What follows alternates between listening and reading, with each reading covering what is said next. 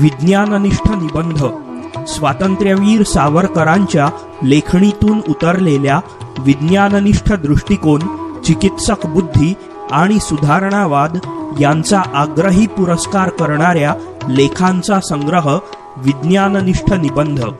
अभिवाचन, संकल्पना आणि निर्मिती भूषण देशपांडे, अकोला.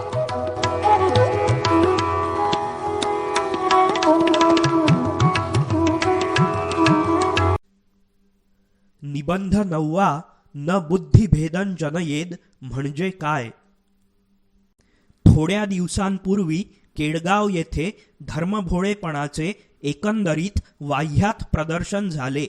तसेच सांगलीला एक यज्ञ झाला. ही केडगाव सांगली येथील धर्मभोळेपणासारखी कृत्ये आजच्या आपल्या हिंदू राष्ट्राच्या उद्धारास वा कल्याणास अवश्य ते सहाय्य तर करीत नाहीतच, परंतु उलट भाबडेपणाच्या रोगाची घातक साथ वरचेवर फैलाविण्यास ती कारणीभूत होतात. तसेच ही धर्मकृत्ये पूर्वीपेक्षा अगदी तुरळक होतात अशी सनातनी मंडळींची हळहळ येता जाता ऐकू येते. त्यांना वाटत असलेली ती हळहळ एकंदरीत खरी आहे. पूर्वी 12-12 वर्षे सारखी पेटलेली प्रचंड यज्ञकुंडे होती आणि जपजाप्यांची सतत अनुष्ठाने देशभर सारखी चालू असत. त्यांच्या मानाने या प्रकारची धर्मकृत्ये आज जवळजवळ नामशेष होत आलेली आहेत ही गोष्ट खोटी नाही. त्या तसल्या प्रकारच्या धर्मकृत्यांचे युग आता संपले आहे. यज्ञासारख्या कृत्यांचे एका परिस्थितीत काही कार्य होते. त्या परिस्थितीत त्यांचे अस्तित्व निप्रस्थ अपरिहार्य होते, पण आता त्यांचा काही एक उपयोग उरलेला नाही. उलट पक्षी आपल्या हिंदू राष्ट्राच्या प्रजेला धर्मभोळेपणाच्या अफूची गोळी देऊन बेशुद्ध करण्यासाठीच ही असली धर्मकृत्ये कळत नकळत कारणीभूत होतात. ती धर्मकृत्ये आता धर्मकृत्य या पदवीला देखील पात्र राहिलेली नाहीत. अरिष्ट शांती प्रित्यर्थ नवग्रहांची लाख लाख जपजाप्ये, 1,00,000 अथर्वशीर्षाचे पाठ, गायत्री मंत्राची कोटी आवर्तने, आगीच्या होळ्या पेटवून त्यात खंडोगणती तुपाचे हौद जाळून टाकणे इत्यादी धर्मकृत्यांनी आपल्या हिंदू राष्ट्राचे एका दमडीचेही ऐहिक हित साधणारे नाही. पारलौकिक हिताचा प्रश्न गृहीत घेतला तरीही या असल्या लोकांची बुद्धी मारणाऱ्या आणि लोकांच्या ऐहिक उद्धारास वा कल्याणास काडीचेही सहाय्य न देता उलट त्यांचे प्रत्यक्षपणे अहित करणाऱ्या या धर्माला झिडकारले पाहिजे.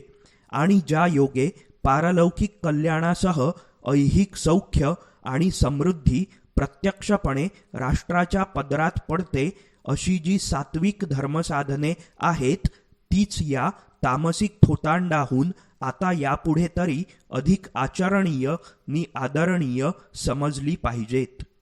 ही अज्ञानाच्या पायावर उभी असलेली प्रचंड कर्मकांडे दिवसेंदिवस नामशेष होत चाललेली आहेत. अशा प्रकारची लोकांना मुळीच सुखकारक न होणारी ही लोकविकृष्ट नि बुद्धिहत्या करणारी धर्मकृत्ये लोपत आहेत हे सनातनी बंधूंचे गाऱ्हाणे खरे आहे. पण त्याविषयी त्यांना जी हळहळ वाटते ती मात्र व्यर्थ आहे. ही सनातन्यांची हळहळ म्हणजे मनुष्याच्या मनावरचा धार्मिक छाछूचा पगडा पूर्वीपेक्षा पुष्कळ प्रमाणात कमी होऊन हिंदुस्थानात सुद्धा विज्ञान युगाचा पगडा अधिकाधिक बसत चाललेला आहे याची आणि बुद्धिवादी पक्षाचे प्रयत्न त्या प्रमाणात सफळ होत आहेत याचीच एक खोडून काढता न येणारी साक्ष आहे. यासाठीच बुद्धिवादाचा भडीमार दुप्पट उत्साहाने चालविला पाहिजे आणि धर्मभोळेपणाची ही अजूनही मधून मधून मुसंडी मारू पाहणारी उचल पुनः पुन्हा दाबून टाकली पाहिजे. हेटाळणीने नव्हे, रागाने नव्हे, गंमत म्हणून नव्हे, नि द्वेषाने तर नव्हेच नव्हे, पण आपल्या राष्ट्राला धार्मिक अज्ञानाच्या तमोयुगातून आजच्या पुढारलेल्या विज्ञान युगात आणून सोडणे हे आपले अत्यंत पवित्र असे कर्तव्य आहे. हाच एक खरा धर्म आहे. आपल्या या आजही प्राचीनाचीच पूजा करीत बसलेल्या सनातनी बंधूंना सुद्धा आपल्या बुद्धिवादाने आज ना उद्या या नवग्रह शांतीसारख्या भाबड्या धर्मकल्पनांचे फोलपण पटवून दिले पाहिजे.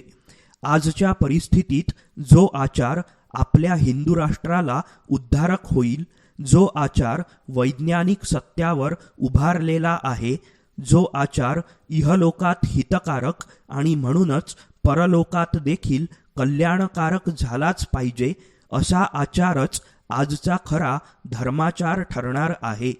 आणि अशाच मताचे आपल्या सनातनी बंधूंनीही व्हावे, अशा निष्ठेने आपण त्यांच्याशी पुनः पुन्हा विचार विनिमय केला पाहिजे. त्या भाकड कर्मकांडाचा फोलपणा पुनः पुन्हा उघडकीस आणला पाहिजे. आज जे जे प्राचीन धर्मविधी, ज्या ज्या समजुती, ज्या ज्या निष्ठा धडधडीतपणे खोट्या नि वायफळ ठरलेल्या आहेत, त्यांच्यावरील मनुष्य जातीचा उरलासुरला विश्वासही साफ नाहीसा होईतो सत्याचा प्रचार सारखा प्रमाणशुद्ध प्रयत्नांनी करीत राहिले पाहिजे. केवळ हिंदू समाजातीलच नव्हे तर भाकड धर्मवेडाने ग्रासलेल्या ख्रिस्ती, मुसलमान इत्यादींमधीलही लक्षावधी अडाणी लोकांमध्ये ही जी अज्ञानाची रोगट साथ फैलावली जात आहे, ती हटवून त्यांना सुद्धा विज्ञानाच्या शुद्ध वातावरणात नेऊन सोडणे बुद्धिवाद्याचे कर्तव्य आहे. कारण गावामध्ये कोणत्याही भागात रोगाणू जोपासले गेले की त्याचा उपद्रव साऱ्या गावाचे आरोग्य संकटात पाडल्या वाचून सहसा सोडित नाही. धर्मवेड्या कर्मकांडाच्या समर्थकांचे 3 वर्ग. जे लोक आज अशा अज्ञानाधिष्ठित भाबड्या धर्मविधींचे प्रस्थ माजवितात किंवा माजवू देतात, त्या लोकांचे 3 वर्ग पडतात. पहिला वर्ग अट्टल लुच्चांचा. या मंडळींचा धंदाच हा असतो की नाना थापाथुपांनी आणि फसव्या चमत्कारिक करामतींनी आपल्याजवळ दैविक शक्ती असल्याचा लोकांमध्ये बोभाटा करवावा आणि लाखो भोळ्या भाबड्या लोकांना नवस सायास, गंडे दोरे, ताईत तावीज इत्यादी ढोंग धत्तुऱ्याच्या नादी लावून लाखो रुपये कमवावे. या वर्गाचे लोक तर्कवितर्कांना वा युक्तिवादांना दाद देणार नाहीत, कारण ते कळून सवरूनच तसल्या ढोंगाचा फैलाव करीत असतात. त्यामुळे या ढोंगी धंदेवाईकांना वठणीवर आणण्याचा एकच उपाय आपल्या हाती आहे, तो म्हणजे जे प्रामाणिक असे लाखो लोक त्यांच्यासमोर नतमस्तक होतात त्यांचा भाबडेपणा घालविणे. दुसरा वर्ग या प्रामाणिक पण भोळसर गिऱ्हाईकांचा. त्यांचा धार्मिक ढोंग धत्तुऱ्यावर खरोखर विश्वास बसलेला असतो, परंतु जर आपण त्या ढोंगाचे बिंग फोडून प्रत्यक्षपणे प्रत्ययास येणाऱ्या वैज्ञानिक ज्ञानाचा नि बुद्धिवादाचा फैलाव त्या लोकांच्यात केला तर त्यांच्यातील अनेक जण शुद्धीवर येऊ शकतात. तिसरा वर्ग जाणत्या लोकांचा. हे धार्मिक कर्मकांड अज्ञानातून निर्माण झालेले आहे, फोल आहे. सृष्टी नियम हे अबाधित असून ते पूजा प्रार्थनांनी कदापि टळणारे नसतात. समुद्र, सूर्य, ग्रह नक्षत्रे, भूकंप, रोग, आरोग्य इत्यादी पदार्थ हे सृष्टी नियमांनी बद्ध आहेत. भौतिक कार्यकारण भावाच्या अबाधित सूत्रांनीच त्यांचे नियमन होत असते. वैदिक ऋचांची, कुराणातील आयतांची वा बायबलातील सरमनांची कितीही आवर्तने करून सूर्य, समुद्रादी सृष्ट पदार्थांना आळविले तरी ते आळविले जात नाहीत, पळविले जात नाहीत. जशा खांबापुढे वाचलेल्या कविता त्या खांबाला कळत नाहीत, तसेच या सूर्य, समुद्रादी सृष्ट पदार्थांना त्यांच्याविषयी लिहिलेल्या स्तोत्राचे अक्षरही समजणे शक्य नाही. या सर्व गोष्टी या तिसऱ्या जाणत्या वर्गास कळतात. त्यांचा स्वतःचा या भाबड्या अनुष्ठानाच्या फलश्रुतीवर लवलेश विश्वास नसतो. पण तरीही या वर्गाचे लोक अशा धर्मभोळ्या अनुष्ठानाच्या स्तोमाचा विरोध करीत नाहीत. इतकेच नव्हे तर अज्ञानी लोकांच्या भावना दुखविणे हा शिष्टाचार नव्हे असे समजून त्या अज्ञ अनुष्ठानादिकांना ते उत्तेजनही देतात. कारण एकतर अज्ञानाने का होईना पण लोकांची धर्मबुद्धी टिकून राहो अशी या जाणत्या लोकांचीच एक खुळी आशा असते. आणि त्याहूनही त्यांच्या या दुटप्पी वर्तनाचे खरे कारण हे असते की धर्मभोळ्या वर्गास उघडपणे दुखवून आपली त्या लोकांमधील प्रतिष्ठा गमावण्यास ते सिद्ध नसतात. ते स्वतः शनीची पूजा बांधणार नाहीत, संध्या देखील करणार नाहीत. कोणी केडगावचे नारायण महाराज स्वतःला भक्तांकडून अनंत कोटी ब्रह्मांड नायक असे गुपचूप म्हणवून घेऊ लागले किंवा शनिस्तोत्राची कोणी पारायणे करू लागले तर हे तिसऱ्या वर्गातील लोक अंतस्थ संभाषणात त्यांची टिंगलही करतात. पण लोकांच्या मध्ये आपली प्रतिष्ठा गमावू नये म्हणून केडगावला भेटी देऊन तेथील गोविंदाच्या भजनातही ते टाळ्यांची साथ देतील. या लोकांना कोणी लफंग्या बुवानी पिण्यासाठी पायाचे तीर्थ दिले तर ते मनात चिडतील, पण उघडपणे ते घेण्याचे नाकारणार नाहीत. आणि कोणी जर त्यांना विचारले की या ढोंग धत्तुऱ्याचा प्रगटपणे विरोध करून लोकांचे अज्ञान घालविणे हेच आपले खरे कर्तव्य नाही का, तर ते उत्तर देतील की कोणाच्याही भावना कशाला दुखवाव्या, अज्ञानी लोकांचा बुद्धिभेद कशाला करावा, अर्थात न बुद्धिभेदन जनयेद अज्ञानां कर्मसंगीनाम. धर्मभोळ्या अज्ञानाला उचलून धरणाऱ्यांचे लुच्चे धंदेवाईक, नेणते भाबडे आणि जाणते संकोची असे जे 3 वर्ग आहेत, या तिघांच्याही तोंडी आपापल्या वर्तनाच्या समर्थनार्थ हेच वाक्य मुख्यत्वे करून रुळत असते की न बुद्धिभेदन जनयेद, अर्थात बुद्धिभेद करू नका. कोणाही बुद्धिवाद्याने कोणत्याही धर्मभोळ्या रूढीवर किंवा विधीवर टीका केली की या मंडळींची हीच कोल्हेकुई एकदम चालू होते की अहो ते सगळे खरे असेल पण बुद्धिभेद का करता, लोकांच्या भावना का दुखविता. न बुद्धिभेदन जनयेद अज्ञानां कर्मसंगीनाम जोषयेत सर्व कर्माणी विद्वान युक्त समाचरण. हा भगवद्गीतेतील श्लोक अशा सुधारणांचा विरोध करणाऱ्या किंवा सुधारणांचा उघड पुरस्कार करण्यास भिणाऱ्या मंडळींनी आमच्या समोर स्वतःच्या धर्मभोळेपणाच्या किंवा लोकभीरूपणाच्या समर्थनार्थ इतके वेळा पुढे केलेला आहे की त्या श्लोकाच्या अर्थाचा एकदा केव्हा तरी उलगडा केला पाहिजे. आणि बुद्धिभेद का करता, भावना का दुखविता, या अनेक जणांनी सदिच्छ प्रामाणिकपणे विचारलेल्या प्रश्नाचे उत्तर दिले पाहिजे. असे केल्यास पुष्कळ जण अशा भाकड भावनांचा आणि रूढींचा उघड निषेध करण्यास आणि सुधारणांना उचलून धरण्यास पुढे येतील असा बराच संभव आहे.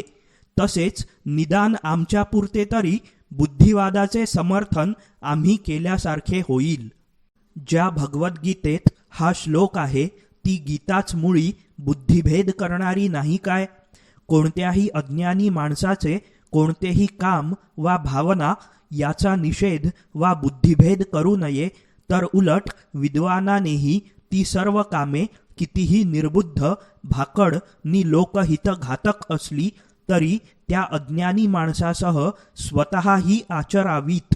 असा जर या गीता श्लोकाचा अर्थ असेल तर तो दोष हाच प्रत्यक्ष गीतेचा मूळ पाया आहे.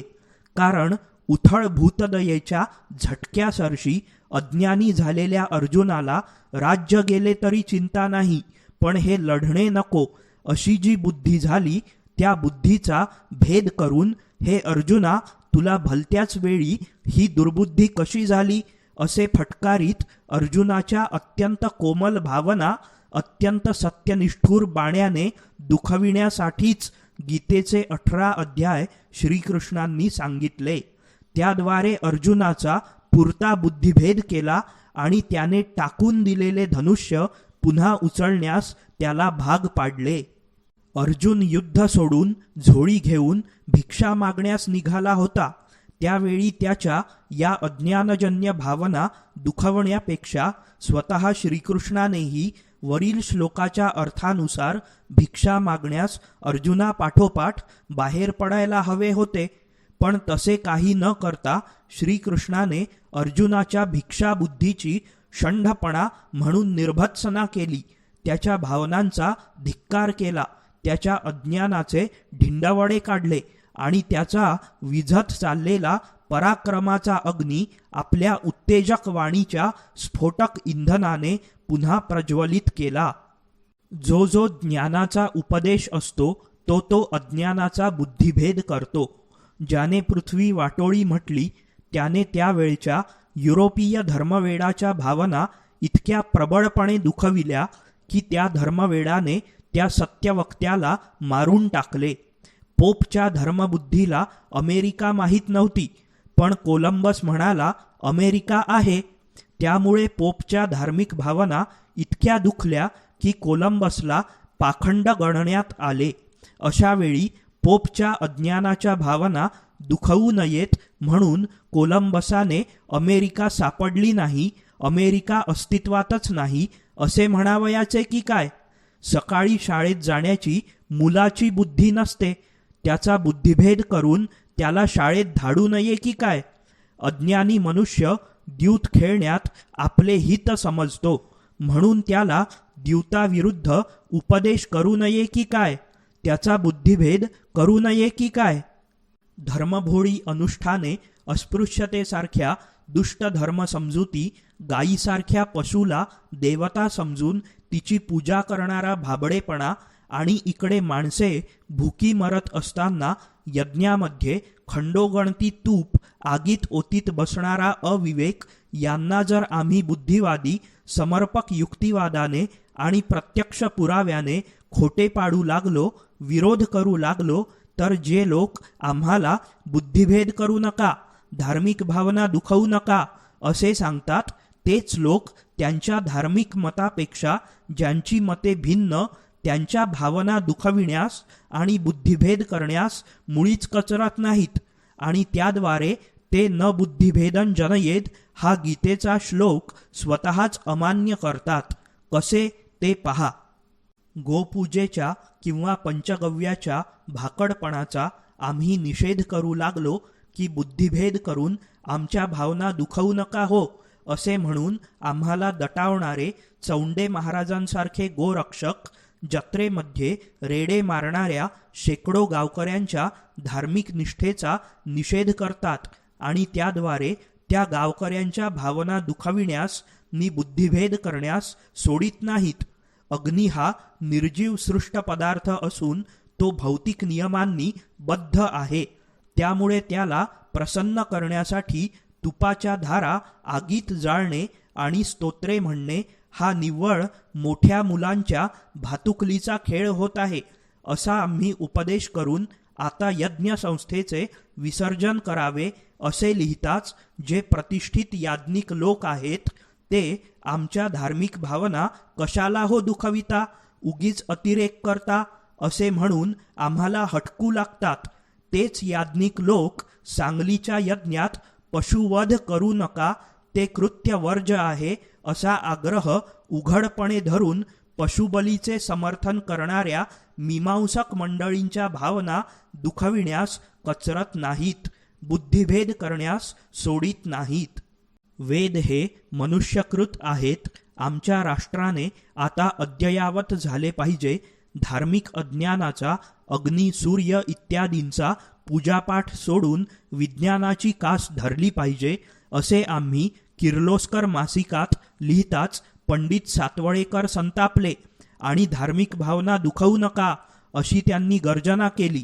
पण याच सातवळेकरांनी गणेश अंकामध्ये श्री गणेश ही शिवाजीसारखी एक राष्ट्रवीर व्यक्ती होती असे लिहून नि त्या देवाचा मनुष्यासारखाच सांगोपांग इतिहास रचून त्या श्री गणेशाला देवाधिदेव मानणाऱ्या गणेश भक्तांच्या धर्मभावना चापून पायाखाली तुडविल्या. आम्ही शाळांमधून पूर्वास्पृश्य मुलांना सरमिसळ बसवण्याची चळवळ रत्नागिरी जिल्हाभर चालविली, तेव्हा गावोगाव स्पृश्य जनता चवताळून उठली. जो तो आम्हास म्हणाला, अहो तुम्ही आम्हा स्पृश्यांच्या धर्मभावना का दुखवता? तेव्हा आम्ही त्यांना विचारावे की आम्ही तरी काय करावे? तुम्हास जशा भावना आहेत तशाच अस्पृश्यांना नाहीत का? तुमची भावना पूर्वास्पृश्यांना कुत्र्याहून दूर सारावे ही, ती भावना जर दुखवली नाही तर आमच्या मानवी धर्मबंधूंना कुत्र्याहून अस्पृश्य मानण्याने आणि ज्या शाळेत कुत्री बसतात त्या शाळेतून त्यांना हुसकून देण्याने आमच्या पूर्वास्पृश्य बंधूंच्या भावना दुखतात. अशा परिस्थितीत ज्यांची भावना अन्याय्य, लोकहित विघातक आणि आततायी आहे त्यांचीच भावना दुखविणे प्राप्त आहे. चोराची भावना दुखवू नये म्हणून सज्जनास जागवू नये की काय? तोच न्याय बुद्धिभेद करू नका, भावना दुखवू नका ही ओरड करणाऱ्या सर्वांच्या प्रकरणी लागू आहे. बुद्धिभेद करू नये पण दुर्बुद्धिभेद अवश्य करावा. सद्भावना दुखवू नये पण असद्भावना अवश्य दुखवाव्या. श्रीमद भगवद्गीतेतील श्लोकाचा असाच अर्थ केला पाहिजे, नाहीतर तो श्लोक स्वतःच एक अनर्थ होऊन बसेल. अज्ञानाच्या बुद्धिभेदाविषयी असेच म्हटले पाहिजे की जोवर एखादे अज्ञानजन्य कृत्य एकंदरीत लोकहितास पोषकच होते आहे किंवा जोवर एखाद्या कृत्याने फार मोठ्या प्रमाणात लोकहित साधत असताना किरकोळ चुका घडत आहेत, तर तेव्हा त्या किरकोळ चुकांकडे जाणत्याने कानाडोळा करून ते महाकृत्य तसेच संपादून घ्यावे. तेवढ्यासाठी ते सारे कृत्य बिघडवू नये, त्यातून फुटून फटकून वागू नये. परंतु जेव्हा एखाद्या रूढीने एकंदरीत राष्ट्राचे राष्ट्र रसातळाला जाण्याचा धोका असतो, धर्मविधीने असत्याचा नि अधर्माचा फैलाव होऊन राष्ट्राची बुद्धिहत्या होते किंवा कोणत्याही कारणाने लोकहितावर कुऱ्हाड पडते, तेव्हा ज्ञानाने अज्ञानाचे उच्चाटन केलेच पाहिजे. बुद्धिवंताने बुद्धिभेद केलाच पाहिजे. लोकहितनाशक अशा असद्भावनांना उच्छेदून सद्भावनांचा पुरस्कार केलाच पाहिजे. म्हणूनच दुर्योधन दुःशासनाच्या भावनांना श्रीकृष्णाने सापासारखे ठेचून टाकले.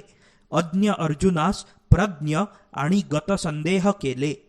ज्यांना लोकांच्या अज्ञानावर स्वतःचे पोट जाळायचे असते वा बडेजावी मारायची असते तेच त्या अज्ञानाचा बुद्धिभेद करू इच्छित नाहीत. पण ज्यांना लोकांच्या अज्ञानावर धंदे करायचे नाहीत त्यांना स्पष्टपणे असे सांगितलेच पाहिजे की केडगावी आलेली धर्मभोळेपणाची अवाढव्य साथ ही एक रोगाची साथ होती. त्यापायी खर्च झालेले लक्षावधी रुपये भाबड्या लोकांनी निव्वळ पाण्यात ओतले. नव्हे, नकळत बुद्धिहत्येचे विष त्या लाखो रुपयांनी विकत घेऊन राष्ट्रबुद्धीला ते अमृत म्हणून पाजले. तेथील भाबडा कार्यक्रम तरी पहा. जे सूर्य, शनी, मंगळ इत्यादी ग्रह म्हणजे निव्वळ निर्जीव, निर्मानस, निर्बुद्ध तेजाचे लोळ आहेत, हे ग्रह म्हणजे म्युन्सिपाल्टीच्या कंदिलासारखे ठराविक दराने जळणारे आकाशातील कंदील आहेत. त्यांच्या नावाचा कोटी वेळा म्हणे जप केला आणि त्यांच्या प्रार्थना केल्या. आजच्या ज्योतिषीय ज्ञानाने ज्या मंगळाची परिस्थिती मंगरुळच्या परिस्थितीसारखी प्रत्यक्षपणे पाहता येते नि तो एक आमच्या उत्तर ध्रुवासारख्या होतकरू भूमीचा काही प्रदेश असलेला पदार्थ आहे, प्रार्थना पूजा समजणारा इच्छावान जीव नव्हे.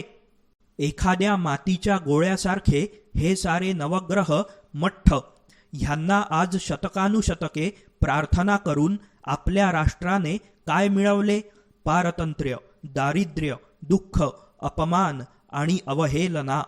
आणि या साऱ्या नवग्रहांना दमडीचा धूप न जाळणाऱ्या त्या युरोपकडे पहा. त्यांना शनी पीडित नाही, मंगळ अमंगळ ठरत नाही. त्यांची भरभराट आम्हा यज्ञपूजकांच्या छातीवर त्या युरोपियनांच्या वर्चस्वाची टाच. आम्हाला त्या नवग्रहांची पूजा करण्याची आज्ञा देखील देण्याची शक्ती त्या युरोपियनांमध्ये त्यांची लहर लागली तर ते आमची ती ग्रहहोमांची यज्ञकुंडे एका क्षणात उद्ध्वस्त करू शकतील अशी त्यांची शक्ती. यावरून या नवग्रहांची नि या 108 वा 8 लाख सत्यनारायणाची पूजा प्रार्थना ही एखाद्या निर्जीव खांबाला राजकारणातील प्रश्नाविषयी मत विचारण्याप्रमाणे निष्फळ नि निव्वळ मूर्खपणा नव्हे काय? केडगावला खर्च झालेले हेच लाखो रुपये प्रत्यक्षपणे लोकहितकारक अशा एखाद्या अनाथाश्रमाला किंवा हिंदू जातीला समर्थ बनविण्यासाठी मुंजे महाशयांनी काढलेल्या सैनिक संस्थेला सहाय्य देण्यासाठी खर्च केले असते तरच खरी धर्मसेवा घडली असती. तांब्याच्या भांड्याला भगवान कल्पून त्याची कोटी वेळा पूजा करण्यात लाखो रुपये खर्चणारा नि खर्चून घेणारा नारायण हा निव्वळ असत्य नारायणच आहे, सत्यनारायण नव्हे. आपल्या धर्मग्रंथातही उच्च स्वरात सांगितले आहे की नरातच नारायणाची अभिव्यक्ती उत्कटपणे असते. तेच तत्व स्वीकारून या तांब्याच्या लोट्यांना सत्यनारायणाचे प्रतीक कल्पिण्यापेक्षा एकेका हिंदू अनाथालाच जर नारायणाचे प्रतीक कल्पून ते दर ताशी 108 सत्यनारायण केले असते, म्हणजेच तितक्या हिंदू अनाथांच्या संरक्षणासाठी ते धन दिले असते, तर या लोकी हिंदू धर्माची नि हिंदू राष्ट्राची प्रत्यक्ष अशी परमसेवा झाली नसती काय? ते काय धर्मकृत्य नव्हते का? आणि ऐहिक फळ असे रोखठोक पदरी पडून पुन्हा जर पारलौकिक फळावर तुमचा विश्वास असेल तर त्या अनाथ लोकांना जीवदान देणे हेच ईश्वरार्पण बुद्धीने केले असते, तर तांब्याच्या लोट्याला गुलगुलीत शिऱ्याचा नैवेद्य दाखवूनही संतुष्ट होणारा नारायण हा प्रत्यक्ष नराच्या सेवेने किंवा भुकेलेल्या आणि धर्मशत्रू ज्यांना पळवून नेतात अशा अर्भकाच्या तोंडी तो शिरा घातल्याने तो नारायण संतुष्ट झाला नसता का? खरोखर केडगावी दानी पुरुषांनी जे लाखो रुपये खर्च केले तेवढ्या पैशात एक टोलेजंग अनाथालय स्थापन करता आले असते. परधर्मीयांच्या हातून सोडविलेल्या शेकडो अनाथांचे पालनपोषण करणारी हिंदू राष्ट्राची एक जिवंत शेती, एक चिरंतन संस्था स्थापन करता आली असती, किंवा हिंदू तरुणांसाठी एक वैमानिक शिक्षणाची टुमदार संस्था काढता आली असती. झाले ते झाले, पण आमच्या दानी पुरुषांनी यापुढे तरी हिंदू धर्माप्रीत्यर्थ धार्मिक दान देणे नि धर्मकार्य करणे असेल तर असे धर्मकार्य निवडावे. मित्रमैत्रिणींनो, तुम्हाला जर हे अभिवाचन आवडलं असेल तर या व्हिडिओला लाईक करा, शेअर करा आणि माझं यूट्यूब चॅनल सबस्क्राईब करून बेल आयकॉन नक्की दाबा. आणि हो, व्हिडिओ खालील कमेंट बॉक्समध्ये तुमचा अभिप्राय लिहिण्यास विसरू नका.